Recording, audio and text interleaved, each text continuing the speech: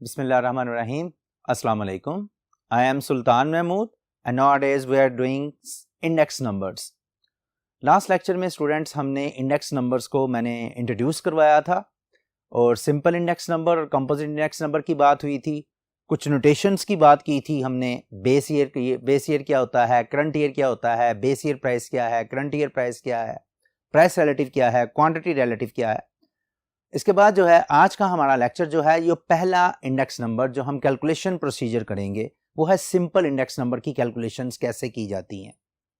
अब simple index number में मैंने आपको बताया था कि एक ही वेरिएबल कंसिडर किया जाता है और उस वेरिएबल के चेंजेस को हम डिफरेंट ईयर्स के मुताबिक या डिफरेंट प्लेसेस के मुताबिक ऑब्जर्व करते हैं। यहाँ जो हम एग्जाम्पल कंसिडर कर रहे हैं ये कॉम्प्रिहेंसिव एग्जाम्पल है सिंपल इंडेक्स नंबर के हवाले से।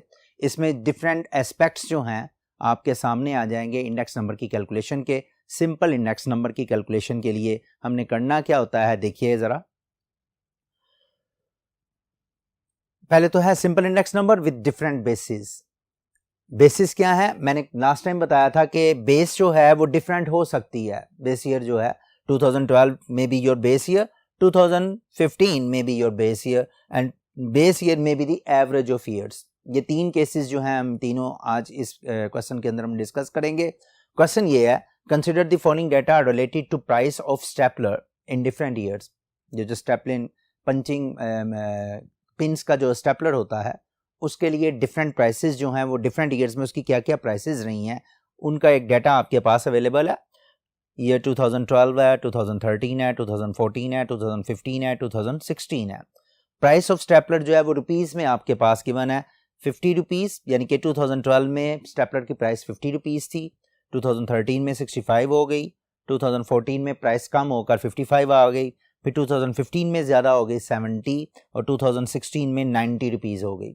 अब यहाँ आपके पास जो है ये स्टेपलर की डिफरेंट प्राइसेस दी हुई हैं, डिफरेंट ईयर्स में दी हुई हैं। रिक्वायरमेंट आपके पास क्या है, find index number taking 2012 as base year, 2015 as base year and average of last 3 years at base. ये तीनों केसेस जो हैं हम कंसिडर करेंगे कि 2012 को बेस के तौर पर लेना है, फिर 2015 को बेस के तौर पर लेना है, एवरेज ऑफ लास्ट 3 ईयर्स को बेस के तौर पर लेना है।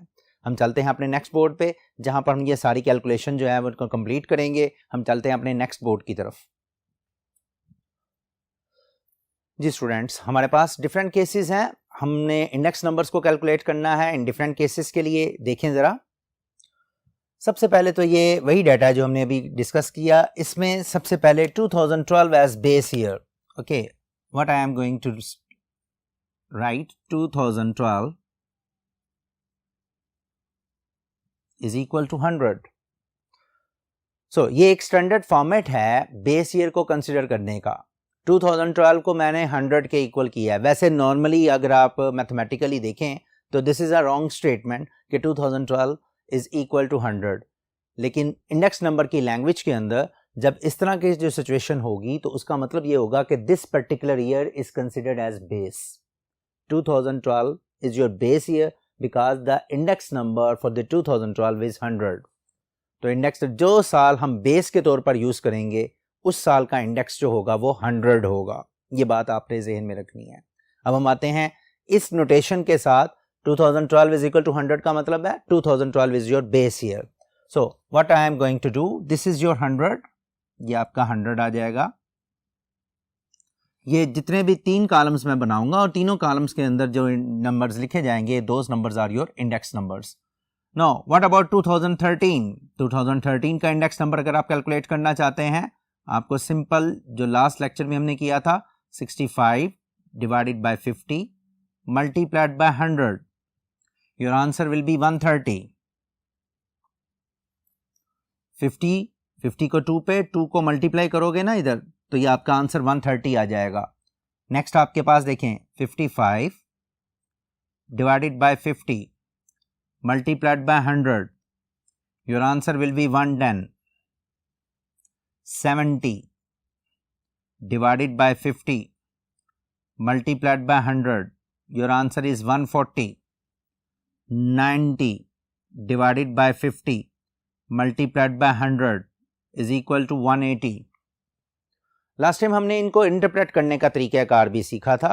मिस्टर इंडेक्स नंबर को अगर आप इंटरप्रेट करना चाहते हैं तो 130 और 100 को आपस में कंपेयर करें, जिसको बेस ईयर आपने कंसिडर किया है, तो इसका मतलब है ना 2013 में जो प्राइस है वो 30% इंक्रीज हो गई है, यानी कि 100 के मुकाबले में 130 हो गया, तो इसका मतलब 30% बढ़ गई। तो इसी तरह से 2012 के मुकाबले में 2014 की प्राइस जो है वो 10% इंक्रीज हुई है, 2012 के मुकाबले में 2015 की प्राइस जो है वो 40% इंक्रीज हुई है।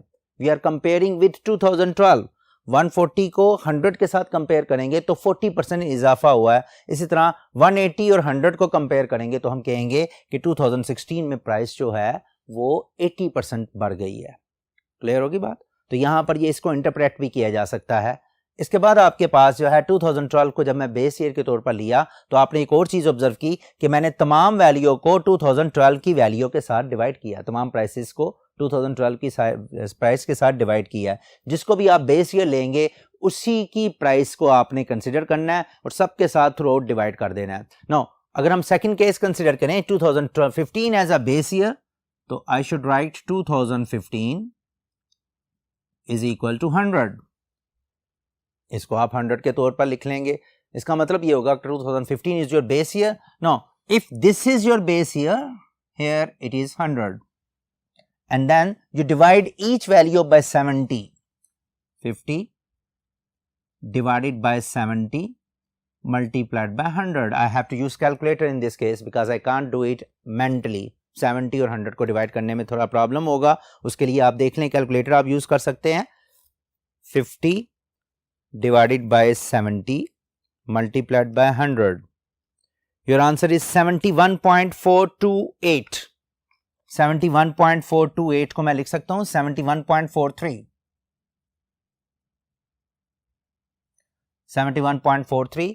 नेक्स्ट अगर आप देखते हैं तो आपके पास आ जाएगा जी 65 divided by 70 multiplied by 100. So 65 divided by 70 multiplied by 100 will give you 92.85. 92.85. Next is 55 divided by 70 multiplied by 100. 55 divided by 70 multiplied by 100 will give you 78.57.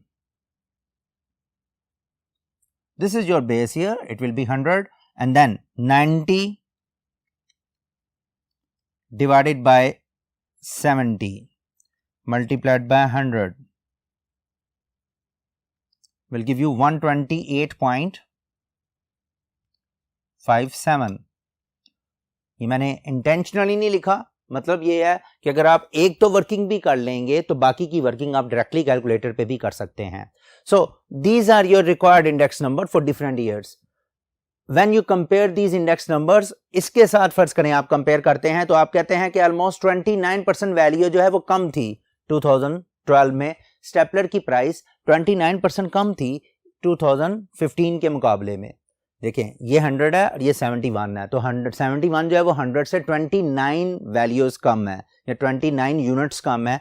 तो इसी तरह से ये 8 यूनिट्स कम है, ये आपके पास जो है 22 यूनिट्स कम है, ये 28 यूनिट से ज़्यादा है। तो इसका मतलब है कि आज की प्राइस 28.57% ज़्यादा है 2015 के मुकाबले में 2016 में। 2016 की प्राइस जो है 128.57 है और ये कितनी है 100 है। सो जब भी आप इंटरप्रेट करें तो आपने उस बेस ईयर के मुताबिक बाकी सालों के इंडेक्स नंबर्स को इंटरप्रेट कर सकते हैं, उसके मुताबिक उसमें से माइनस करके जो है वो आप वैल्यू निकाल सकते हैं। सो यहाँ पर आप देखें, जैसे फर्ज करें मैंने कहा कि ये जी 29% कैसे है, 100 माइनस 71.43, तो ये आपके पास आ जाएगा 29% ऑलमोस्ट आ जाएगा। वैसे तो आपका 29 से कम बनता है, 100 minus 71.43, this will give you 28.57। ठीक है ना? तो आपने इसको और इसको अगर कंपेयर किया तो इन दोनों को माइनस करके मैंने ये साइड पे रफ वर्क में मैंने लिखा ये 28.57% जो है वो प्राइसेस कम थी 2012 में 2015 के मुकाबले में। 2015 के मुकाबले में 2012 में 28.57% प्राइस कम थी स्टेपलर की। इसी तरह से 92 इसमें से अगर माइनस करते हैं 100 माइनस 92 7.85, तो ये ऑलमोस्ट आपका 7.15 आ जाता है। तो 7.15 जो है इसको मैं कह सकता हूं कि 2013 में 2015 के मुकाबले में 7.15% प्राइसेस कम थी स्टेपलर की।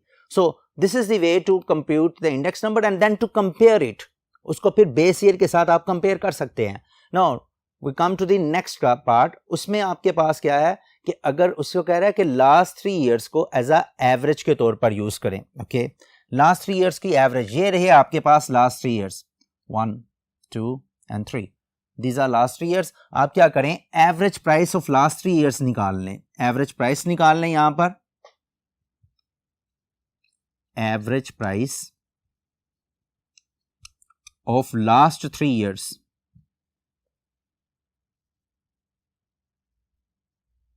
जी, average price of last 3 years अगर आप लेंगे तो आपके पास क्या आएगा, 55 प्लस 70 प्लस 90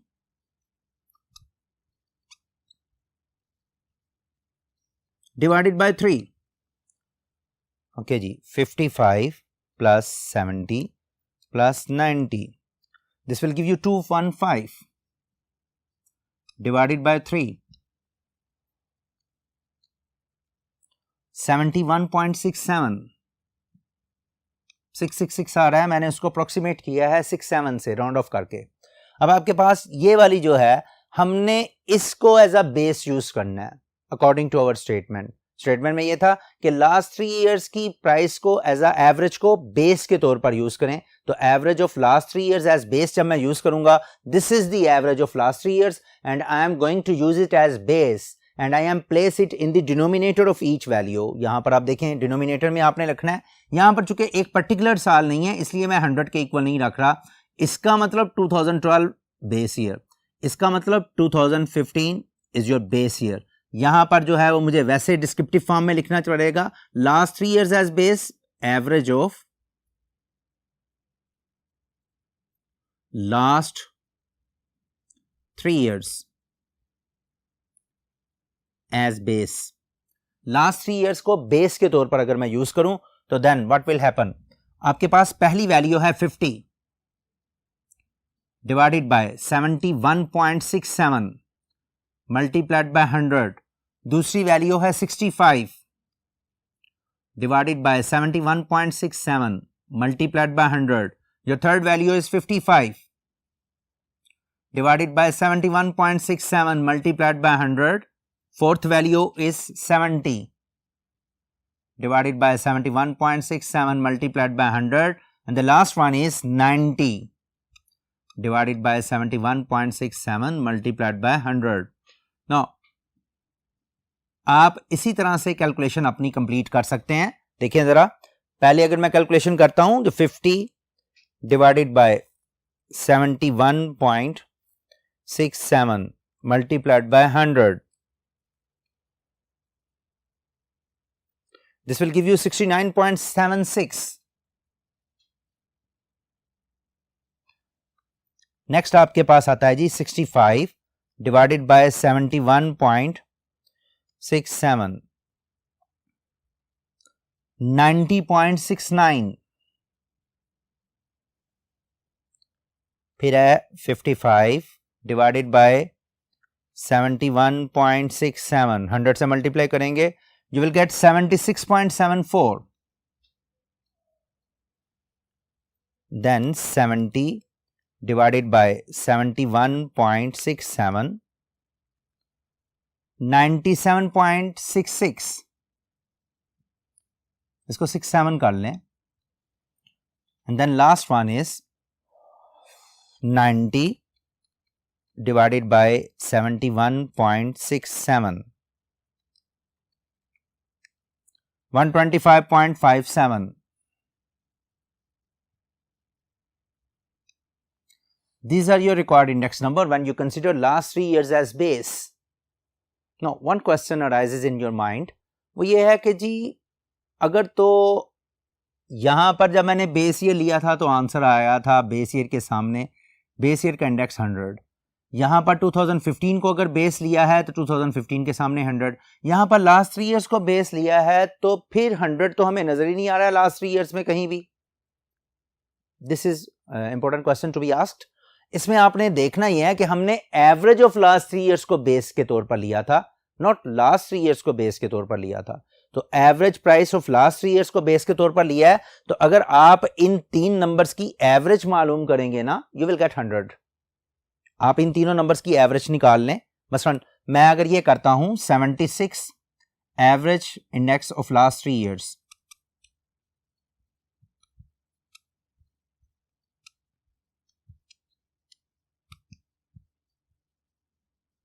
जी लास्ट 3 इयर्स की एवरेज देखो, मसलन मैं करता हूं 76.74 plus 97.67 plus 125.57 divided by 3. It must be very close to 300.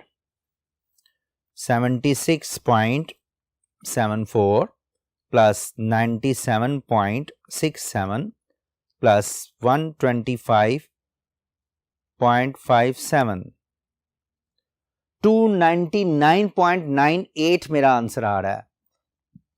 ये आ रहा है जी 299.98 डिवाइडेड बाय 3, दो divided by 3, my answer is 99.99। Why can't I suppose it to be 100? मैंने कहा था ना कि लास्ट 3 इयर्स का जो एवरेज इंडेक्स निकलेगा वो 100 निकलेगा। दैट्स वाई हमने लास्ट 3 इयर्स को एज अ 100 कंसीडर किया। एवरेज को बेस के तौर पर अगर हम लेंगे तो आपके पास 100 तो आपको वैसे नजर नहीं आएगा, लेकिन अगर आप उनकी एवरेज लेंगे तो that average index will be equal to 100। So these are the 3 cases के जिसमें हमने सिंपल इंडेक्स नंबर कैलकुलेट किया। एक हमने कैलकुलेट किया कि जी 2012 को बेस लें, 2015 को बेस लें और फिर एवरेज ऑफ लास्ट 3 इयर्स को एज अ बेस लें। ये था सिंपल इंडेक्स नंबर जिसमें हमने सिंपल प्राइसेस को कंसीडर किया है और इसके तीनों केसेस जो हैं हमने ऑब्जर्व किए हैं। आप बुक के अंदर अगर जब एक्सरसाइज के जाएंगे इसमें ऑलमोस्ट तीनों आ जाएंगे। एक और केस होता है कि आप ये भी कह सकते हैं कि जी तमाम सालों की एवरेज को बेस के तौर पर यूज करें, average of all the years as base. तो ऑब्वियसली अगर आप तमाम सालों की एवरेज को बेस के तौर पर यूज करेंगे तो आप इन तमाम को ऐड कर लेंगे। फर्ज करें 5 नंबर्स हैं 1 2 3 4 5 पे डिवाइड करके जो आंसर आएगा उसको हर वैल्यू के साथ डिवाइड कर देंगे, तो that will be the average of all the 5 years. So this is how simple index number जो है हमने कैलकुलेट किया। सिंगल वेरिएबल के लिए, प्राइस ऑफ स्टेपलर के लिए हमने कैलकुलेट किया। हमारे नेक्स्ट लेक्चर के अंदर हम आएंगे अपने कंपोजिट इंडेक्स नंबर की तरफ, जिसमें कि एक से ज्यादा वैल्यूज इन्वॉल्व होंगी, एक से ज्यादा जैसे स्टेपलर के साथ लेट अस सपोज बुक्स आ जाएंगी, रजिस्टर आ जाएगा, आपकी पेंसिल आ जाएगी, तो एक से ज्यादा वैल्यूज जब इन्वॉल्व हो जाएंगी तो that will be your composite index numbers. For the sake of understanding अगर हम तमाम सालों को एवरेज के तौर पर यूज करें तो तब भी हम कर सकते हैं। आप जरा देख लीजिएगा तमाम सालों की एवरेज। मैंने सोचा कि आपको वो एवरेज ऑफ तमाम ऑल ईयर्स एज बेस भी जो है जो आपको बुक में लिखा हुआ मिलेगा तो आपके लिए कंफ्यूजन का शिकार ना हो जाए, उसके लिए हम देखते हैं average of all years as base. देखिए कैसे करना है। देखिए यहां पर एवरेज लेनी है तमाम सालों की, तमाम सालों की एवरेज यहां से निकाल लेते हैं। यहां पर लिख लेते हैं एवरेज ऑफ ऑल ईयर्स, ले जी average of all years. 50 plus 65 ये सारे प्लस कर लें, यहीं पर प्लस कर रहा हूं। 50 plus 65 plus 55 plus 70 plus 90, 330 divided by 5, 66. So this is the average of all years. What I am going to do, मैं इस तमाम को average of all years as base, नहीं जी एवरेज ऑफ ऑल ईयर्स। अगर मैं तमाम सालों की एवरेज को लेता हूं तो पहले मुझे क्या करना पड़ेगा, 50 divided by 66 multiplied by 100। Next 65 divided by 66 multiplied by 100, 55 divided by 66 multiplied by 100, 70, 66 multiplied by 100, and finally 90 divided by 66 multiplied by 100. Now students, you can easily do your calculations. आपके पास आ जाएगा जी, पहला है 50 divided by 66 multiplied by 100 will give you 75.75. Okay, this is your first index, 75.75. Next आपके पास आ जाएगा जी आपका 65 divided by 66 multiplied by 100 will give you 98.48. 98.48. Next आपके पास है 55 divided by 66, 83.33. 83.33. 70 divided by 66, 106.06. 106.06. and last में आपका है 90 divided by 66. Your answer is 136.36. 136.36. This is how आप जो है वो average of last all the years as base के तौर पर यूज कर सकते हैं. This is our fourth case जो मैंने आपको बता दिया ताकि आपकी बुक के अंदर जो क्वेश्चन है उनको आप इजीली सॉल्व कर लेंगे. अपना ख्याल रखिएगा. नेक्स्ट टाइम जो है इंशाल्लाह हम कंपोजिट इंडेक्स नंबर के साथ मिलेंगे. अल्लाह हाफिज़.